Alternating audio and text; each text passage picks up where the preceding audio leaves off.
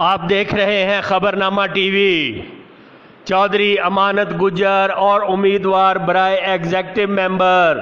FECHS Mohsin गुजर की क़ियादत में कुरंग टाउन से जिनाह गार्डन इनकलाब ग्रुप के मरकज़ी इलेक्शन ऑफिस की इफ्तिताही तकरीब में रैली की शक्ल में शिरकत की।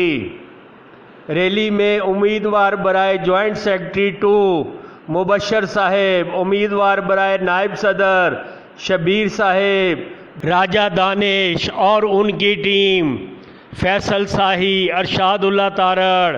खालिद, PWD से खावर गिल, पाकिस्तान टाउन से ताजर यूनियन के सदर Khurram Shakeel, senior vice chairman Chaudhry Yasir, vice chairman Noman Chattha, नायब सदर ज़ुहैब, कुरंग टाउन से मुनीब आवान, राना फैसल, मोहम्मद अफजाल, राजा इसरार, चौधरी सरवर,